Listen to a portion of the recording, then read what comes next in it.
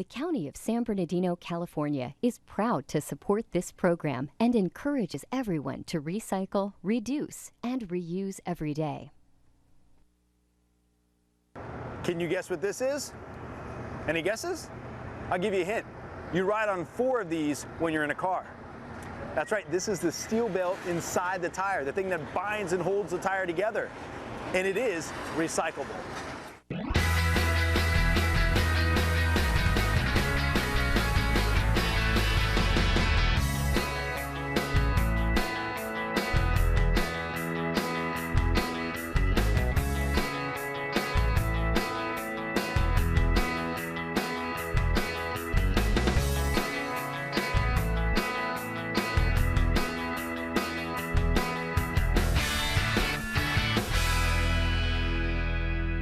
You want to know what all this is? Well, I'll give you a hint. People ride in these every day. I'm Joel Greene, and welcome to Curiosity Quest Goes Green, the show that explores your curiosities. Well, today we got a quest letter from Cheyenne in San Jose, and she wrote, "Dear Joel, I have always wondered what happens to cars when they don't work anymore and you can't fix them. Well, Cheyenne, because of you, we are going to find out how cars are recycled on today's Curiosity Quest Goes Green."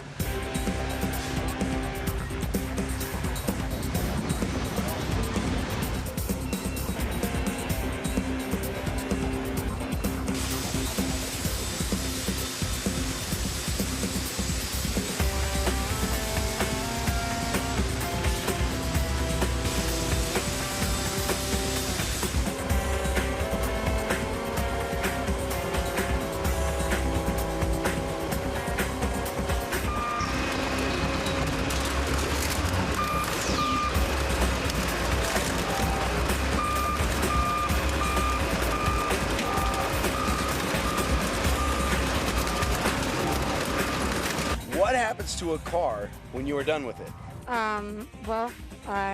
You know, if it doesn't work, you send it to the junk, and I guess they recycle and make new cars out of it. Okay, I don't know anything. Are you sure? It should go to a junkyard so it can be safe for other people to use, like maybe in a used car. It gets recycled, and once it's recycled, it becomes a new car. You know? All right, so we're out here at Pacific Coast Recycling with Brian. Now, Brian, you're going to teach us how to recycle a car, right? Absolutely. How does it all start? Well, it all starts when somebody's tired of their car. They trade it in, it's no longer something that they want to drive around. It goes through an auction process, and eventually it winds up at an auto recycler. They'll take the car in, drain all the fluids out of the car, take any hazardous material out of the car, then they'll use it for parts. So they'll take what usable parts are off of it, refurbish those, sell those back to the public as a cheaper alternative to somebody going out and buying something new. When all the parts have been picked off the car and it's no longer usable, they'll flatten the car and they'll bring it over to us. And then that's when we take care of the shredding process. So the first part of recycling a car is actually reusing everything that can be reused on the car. Absolutely. There's a lot of good components on a car that can still be used even after its end of its useful life as a complete car. There's a lot of parts that can pull off and recycle and salvage. Okay. All right, and so after the car is flattened, then it comes to you, huh? Then it comes to us. They're flattened, they come in on a truck, we unload them, and then they go into our shredding machine. And we use a mix of flattened car bodies, appliances, and sheet metal. They go into a machine that basically grinds it all up and then separates out the metal from the non-metal. So wait a minute. You're going to take these cars and you're going to shred them, like stick them in a blender. Exactly. They're going to come out about the size of your hand. Fun fact, fun fact, fun fact. Here's your fun fact. Auto recycling reduces air pollution by 86%.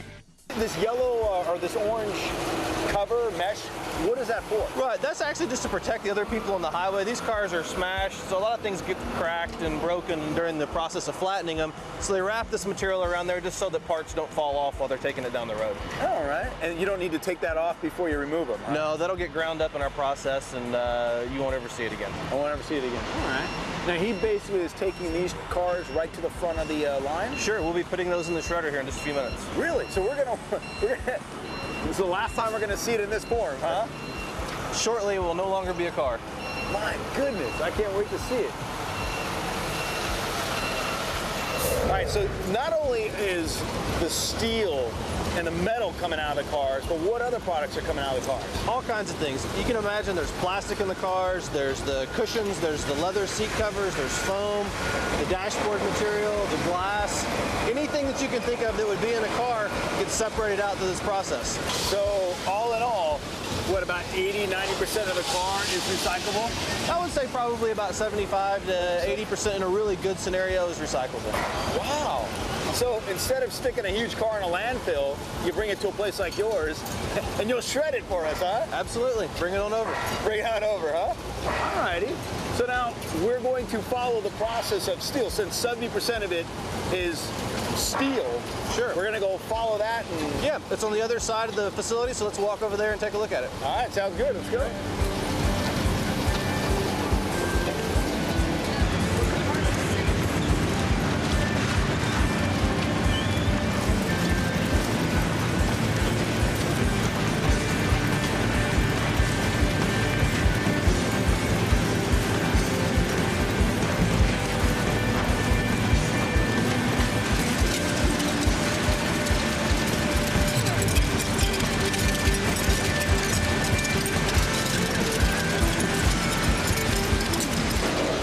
We're on the back side of the shredder now, and obviously piles of metal behind us, huh?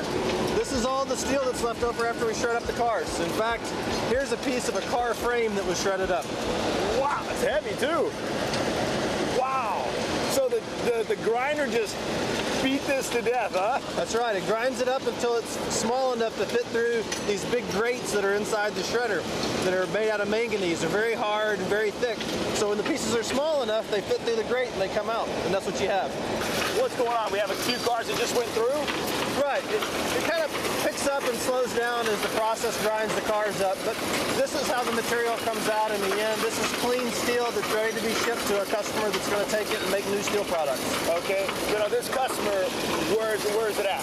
Right behind me. Right behind me? Yeah, we're happy to have our own steel mill right next door. It's not ours. It belongs to a company called TAMCO, but we ship a lot of our product right next door to them. So I wonder what all these cars are going to become. Well, you'll have to wait and find out. Maybe it goes into a new house. Oh, really? Oh, okay. Cool. All right, so let's drive over to TAMCO. But not in this.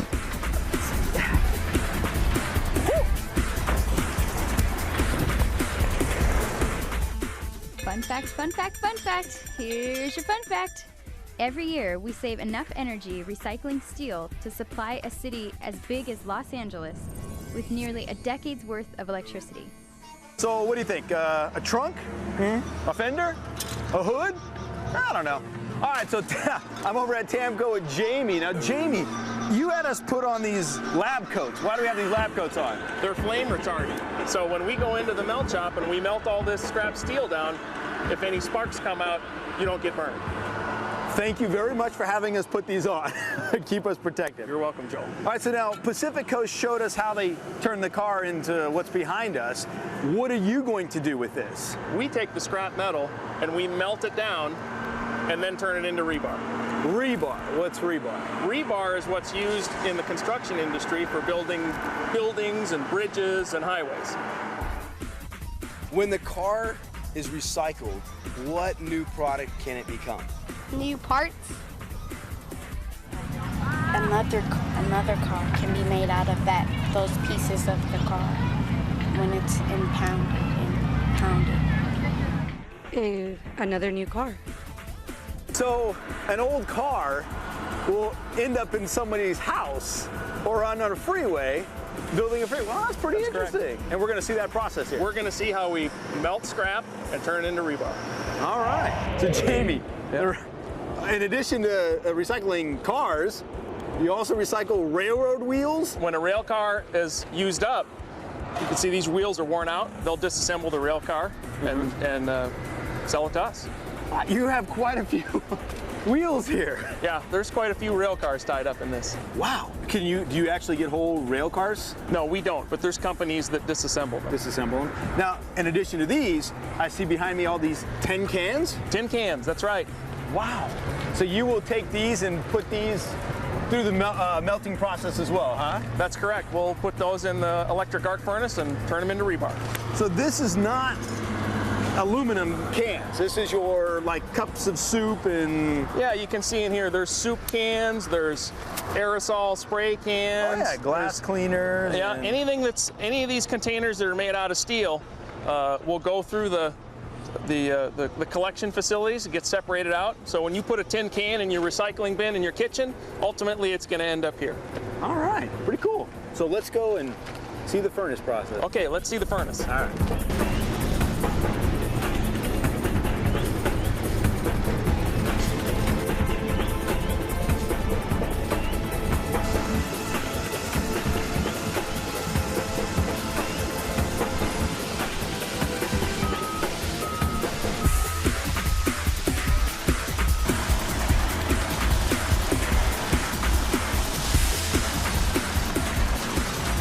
Look at my new Pogo shoes. No, I'm kidding. This is a shock off of a car or a spring off of a car. And guess what? It's recyclable too.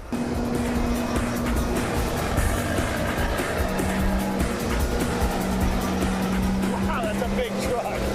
35 tons. Oh my goodness.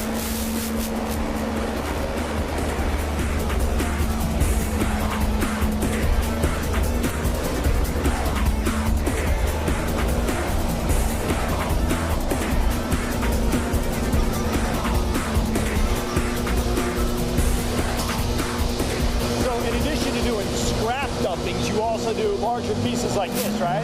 Yeah, that's just different kind of scrap that comes from a factory. Once it's dumped in the bucket, what happens from here? We'll pick that scrap bucket up with a crane, and then we'll open up the roof of the arc furnace, and we'll drop it in the furnace. And from there it gets melted. Fun fact, fun fact, fun fact. Here's your fun fact.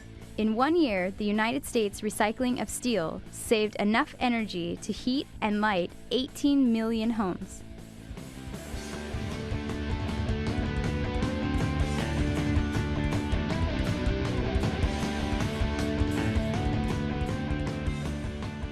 Jimmy, what happens if I touch this button right here? You better not touch any of that stuff, Joel. Oh, no? We don't want an accident here. We don't want to wreck anything today. All right, so we're in the, what, control tower? This is the control room of the arc furnace. And I assume below us is the arc furnace. That's correct. We use electricity to melt the steel. Wow, now I see it looks like lava pouring out right there. What are we looking at? That's slag. So anything that isn't metal floats to the top and then gets poured off onto the ground. Now, you earlier I was asking you about these cool glasses you have right there. Sure. So that's how you can, what are those for? If you flip those down, then you can look at any of the hot things like that without hurting your eyes. You can look through them if you want. Oh, if I want. Yeah, here we go. So I just, do I clip these on? Sure, you can clip those on, and now you can look at the hot steel. Yeah, All right, so we're shutting it. Now, do you wear these glasses? Ooh, yeah, wicked, huh? Pretty cool, huh? So do you wear these glasses all the time? You have to wear them? You only wear them if you're looking at the molten stuff. You can see Pedro here is using his glasses to look at the slag and look in the furnace. What does it mean to tap the heat? Explosion, or I don't know. Water, like maybe tap water. You got me there. I got It's a good one. That's a good one. It's a good one. Okay. But I will research it. You'll That's get for back sure. to me? I'll get back to you. Give me your number. The steel that's in the furnace is called the heat, and then what he's going to do is tap it, and that basically means pour it out. Ooh, I like tech terms. Yeah. Tap the heat. All right. All right, so Jamie, I pulled your glasses back down. and what are these things right here? Those are the electrodes, and they're the things that make the electric arc. It's made out of graphite, same stuff as in your pencil. Really? That's right. So your pencil is fireproof? Is that what you're telling me? Yeah, it's like a big 24-inch around piece of pencil lead. Oh, so this is like when everybody clears the floor and... Oh yeah, they all get out of the way at this point. Oh, there we go. Whoa! Oh my goodness, it's like a volcano. You guys see this all the time. Whoa! So it's like no big deal for you guys, but... Oh, Oh my goodness. Every time. It takes about an hour to make a batch of steel, or a heat as we call it. And so we do that about every hour. Okay, Joel, you want to turn the furnace on? Do I want to turn the furnace on? Show me what to do. Right here? All right. Okay, pull that lever right there and it's going to turn it on. Switch it to this, like this? All right, like this. Yeah. There you go. There it goes. Woo, the lights lit up. I said, now they're going to go in and melt everything up, huh? That's right. Oh my goodness. Those got to be hot.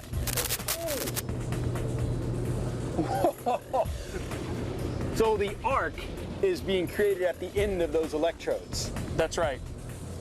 And the arc is about 10,000 degrees, and that's what melts the steel. And that's about the same temperature as the surface of the sun. So when you said an hour, this is the part that takes an hour to melt?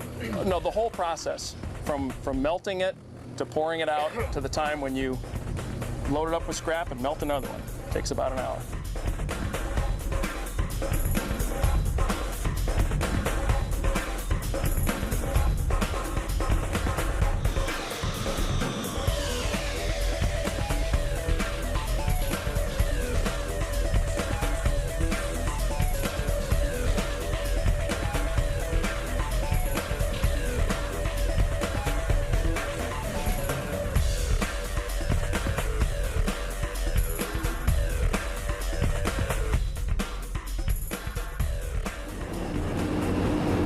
Looks like one gigantic volcano again. Yeah, actually it's hotter than a volcano. A volcano is only about 1,500 degrees, and that's 3,000. Wow. And where will this ladle end up going now? We're going to take it up to the continuous caster, where we're going to turn it into billets. What is a billet? A dog without a tail. When it melts something, I don't know. When it explodes. Okay, a brand of wheels. There you go. My husband told me. All right, so what's happening here? We're pouring the molten steel into a machine called the continuous caster, and that's going to turn that liquid steel into solid chunks of steel called billets that we use to make rebar. So what's a billet? A billet is a big 20-foot long by 5-inch square chunk of steel that we've solidified on the caster, and it weighs about 1 ton. All right. So a car is becoming a billet. A car is becoming a billet.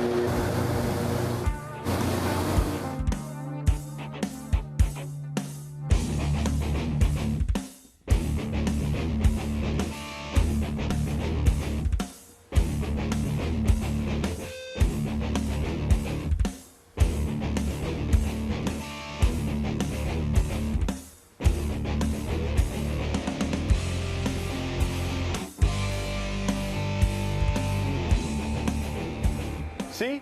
Even they've gone green.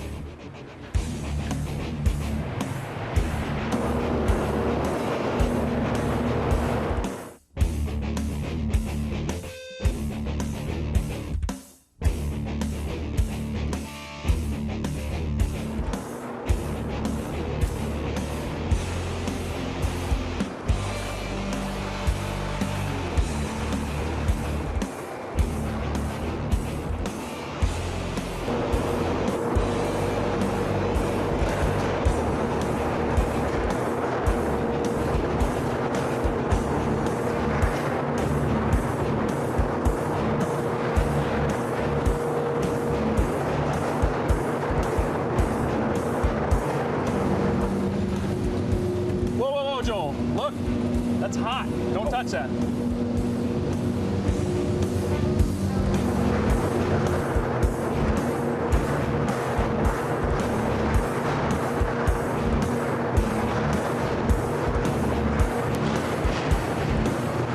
All right, Jamie, that's a billet, huh? That's a billet.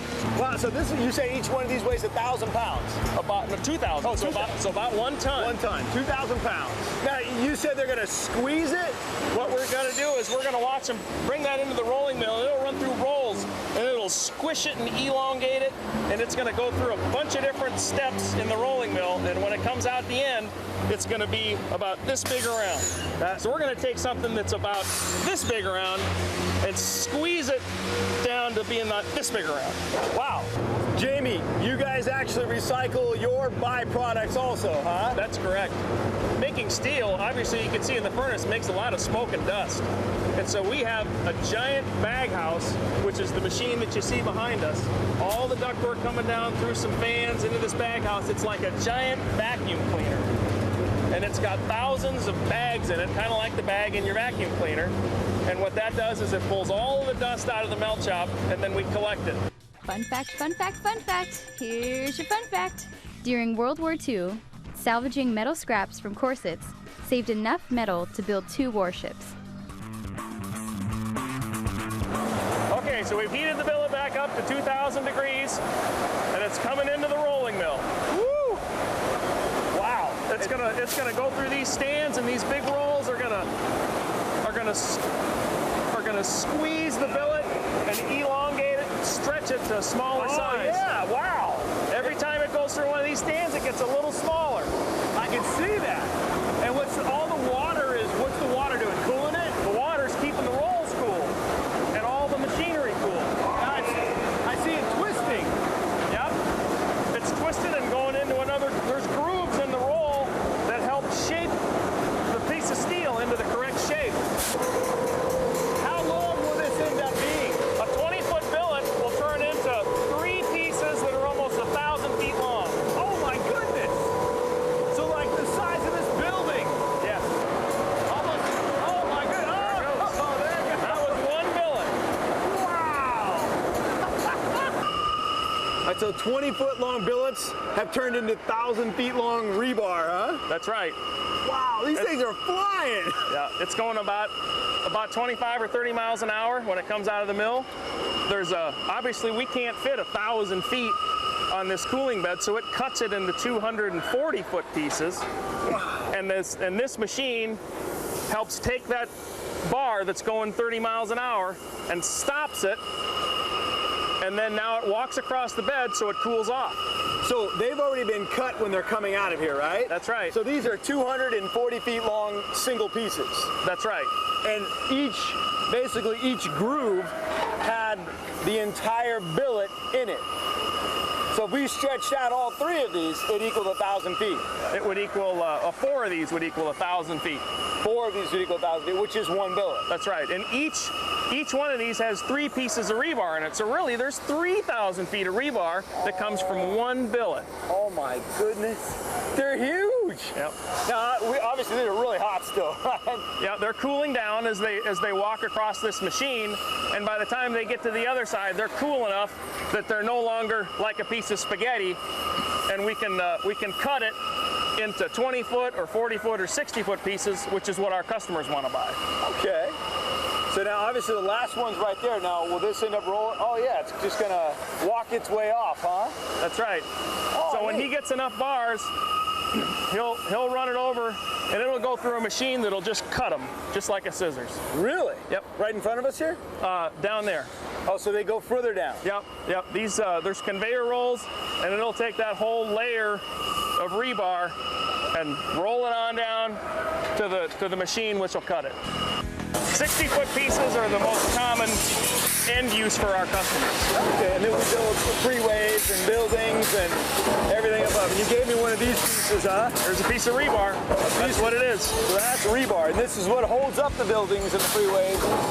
It's what you put in concrete, and that's what reinforced concrete which is in buildings and freeways, has concrete, and the rebar is what gives it its strength. I can't bend it. It's pretty tough stuff. And it's not 2,000 degrees. You cooled it down for me. We cooled it down, and now you can't bend it anymore. But you know what, though? I could play drums with them. That's right. But it's still flexible enough that if there were an earthquake, they actually bend pretty well. Oh, okay. It's for safety. That's right. It keeps things from crumpling apart if you have an earthquake as well. Wow. Well, Jamie, thank you very much for taking us through the process. It's hard to believe that this was once a car. That's right.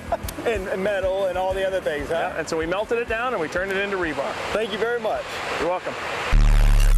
Wow, just look at all these cars. I want to thank Brian from Pacific Coast and Jamie from Tamco for teaching us how they turn cars into rebars. And I especially want to thank you, Cheyenne, for sending us on today's Curiosity Quest. You know, if you're curious about something and you want to send us on a green quest, go to kvcr.org, click on the Curiosity Quest link, and simply tell me what you're curious about. And who knows, it could be you that sends us on our next great adventure.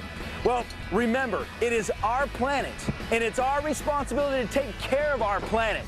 So I'm curious, have you gone green? I'm Joel Greene, and I'll see you next time. I can't exactly drive away in these, can I? Oh well.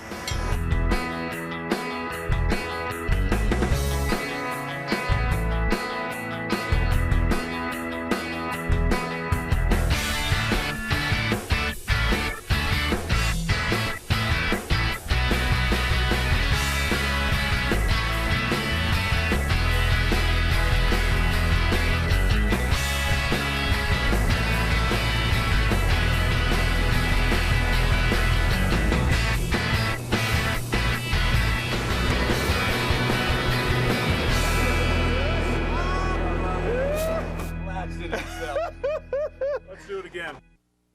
Well, unfortunately, everything has an end, including this car.